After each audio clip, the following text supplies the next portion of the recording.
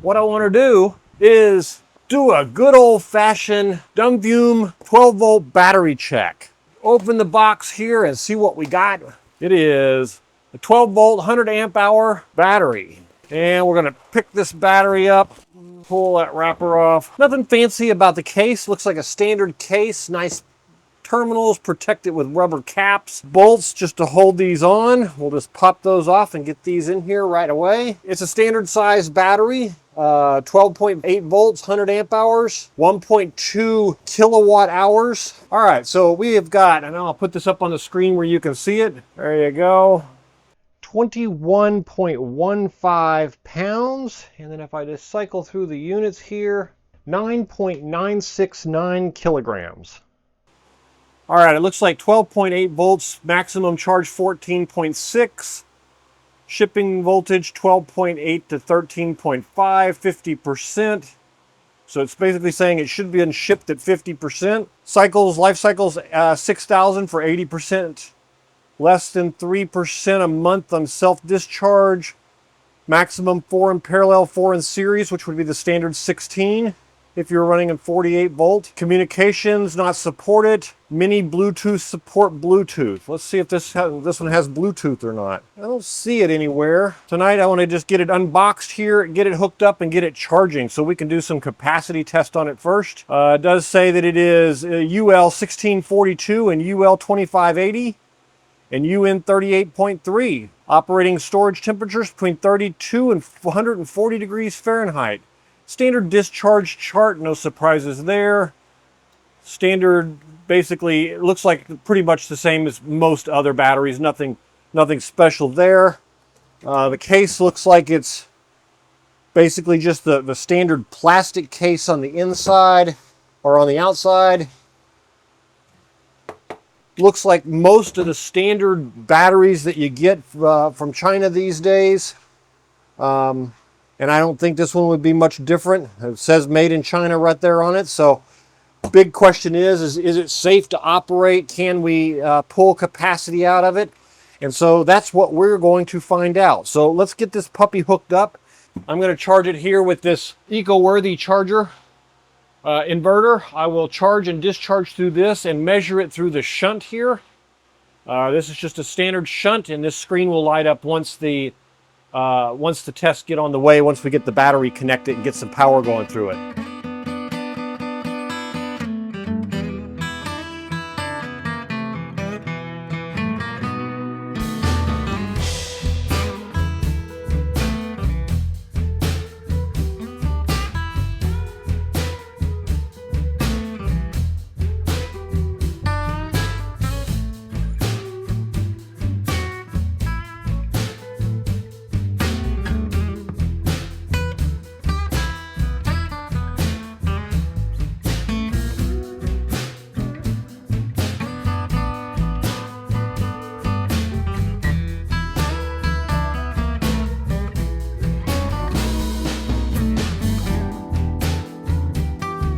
So now we got it hooked up.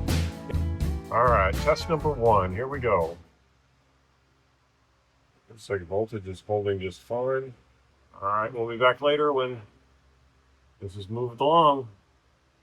All right, run 1, exactly 100 amp hours on the discharge. All right, let's check where it is. All right, let's see where you are. There's that. And charging's done exactly 100 amp hours. Here we are back. And 100 on the dot again. All right, so let's run a overcharge test on the Dumfume 1.2 kilowatt hour, 100 amp hour battery, and let's see how it reacts. Now, I'm going to start this off slow like I always do with a slow charge here. Let me just turn the inverter on. And we should see a small pull from there, which we do as it boots up. Okay, now we're up and running. So here's what I'm going to do. I'm going to start off with a small load here. As you can see, this is about 61 amps. It shows that 61 amps is the 60 amps is the typical continuous with a max of 100 amp hours of pull. So that works just fine, no problems there. Now I'm going to bump it up a little bit, get it up over 100, up over its maximum continuous, and then we'll give it a few seconds to see if it has any effect on it. So we're running at 125 amps right now. And we're going to let this run for about 30 seconds or so just to make sure if it's going to shut down or if it's just going to let it run. 1.5 kilowatts being pulled from the battery at 127 amps. It did drop down to 12.3 volts. Not terribly bad considering the pull that's on here. All right, no shutdown there after 30 seconds. So now we're going to move to a little bit bigger test here. I also have, in addition to the heat gun that I use, I also have a saw. And when I pull the two of these together, it is 260 amps, plus we're going to see if it can handle the surge up over that. So this is really two tests in one. The first one is, does it allow you to surge up that high? And the second one is does the battery shut down as overcharge, safety overcharge? The BMS doesn't list, on the specs that I read, it did not list when it would shut down, only that it had the protection. Now, if it has 100 amps as its maximum, we saw that it didn't shut down at 127 or 125. So now let's try a little over 250, and we'll give it 30 seconds there. After that, I'm not real comfortable letting it run any more than that. I'm just going to call it a fail if it doesn't shut down after 30 seconds. All right, here we go. We were at 125 amps. Now we're going to start the saw.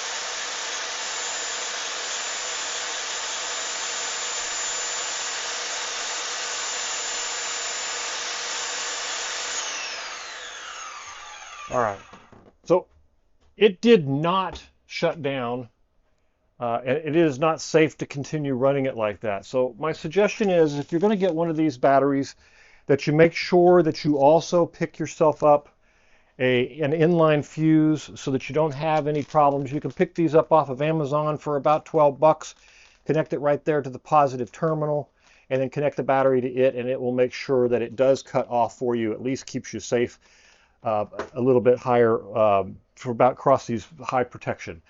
Unlike the higher quality batteries, these batteries that are a little bit more budget batteries don't seem to have all the protections in place as well as they should.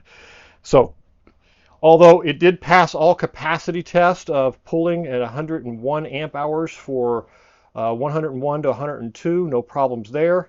And it did pass the BB test that I now run, which is just over 50 amp hours 3 times in a row to make sure that nothing overheats, gets hot, or melts. It isn't hot after that, but I'm still not comfortable with it. And then it also passed the 100 amp hour full charge discharge that it stated in its maximum discharge that it could do, even though it didn't state that it could do it for continuous. I did test it for the entire 100 amp hours pull, and it did successfully do that without overheating also. All right, well, that's it for the Dumfume battery. We got some ups and some downs. So it looks like, basically the capacity test, it did okay. Not unusual. I got a couple of Chinese batteries, the first couple I bought. Still work to today, do pretty good. But we're still lacking in all, and I wouldn't say all, but in a lot of the safety features, especially when it comes to the safety features like overcurrent protection. I didn't get a chance to test anything to do with the heat, although I have to say when I ran the test it was 103 degrees out here in the shed, and it didn't shut down, but at the same time it didn't shut down. So just make sure you're picking up yourself an inline fuse if you're going to use these batteries.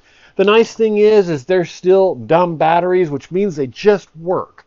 You plug them in and they function. Now, if they're making claims about things like I have, overcurrent protection, what does that mean for, their warranty? Will they be around when you need a warranty? Probably not. Will they warranty them now?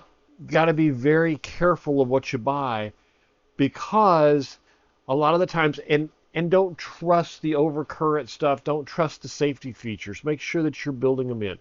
Other than that, the battery itself, I don't have a problem with. But don't trust the overcurrent stuff. Just make sure you're being careful. Make sure you're putting fuses on them as if they didn't have them. Make sure you treat them like, like you would any other battery that don't have the protection, because even though they claim it, you really don't know when. You don't even know if it's not there or if it's just not working properly. And that's kind of where we are at this point. We don't know what's going on. And we're seeing the same thing with a lot of batteries all over the place. So the Dumfume battery is a very basic battery. It functions. It works. You don't have to worry about any of the smart stuff or the features of the Bluetooth or any of that crap breaking. That's the good part. The downside is they make some claims that make you wonder about their warranty, about their support, about this or that. And the fact is that it could be that, a couple of years from now, I'll eat a little crow for this video, and I'd be glad to see that happen. I'd be very glad to see some of these battery companies step up and start doing what they are. Uh, the problem that I'm seeing now, and the problem that we're seeing out here in the market, is that they're building one battery and then they're changing production lines, they're moving things around. They're not telling the consumer that that's not the battery they're buying. They're sending things out to be reviewed, and then they're not the same battery when they go to sell them 6 months, 12 months, a year down the line. If they want to do that, they need to put a model on it. Model 1, Model 2, Model 3, so that we know that when we review a Model 1 battery, that's what we're buying, that's what we'll get. Be a little weary, but at the same time, it's a hell of a good price, and that you can't really argue with. And as long as you follow the right precautions and safety measures, I think it's a pretty decent battery. I think you'll be all right. Anyway, if you have any questions, you want to buy a couple of these, the link's down in the description. Seem like they're doing just fine, and hopefully here in a couple of months they'll alleviate some of these worries and show us that they're not just like all the other companies out there. They come into business, they produce a whole bunch of batteries, they get successful, and then they stop delivering what they promised and they fall apart. That's really isn't what we want. We just want good batteries. If you just give us good batteries, you'll do really well. So that's where we are. Thanks for watching. Link down below. Please click on it. And if you're interested in buying them, that helps me out. I appreciate it a lot. Y'all have a good night, and we'll see you on the next one.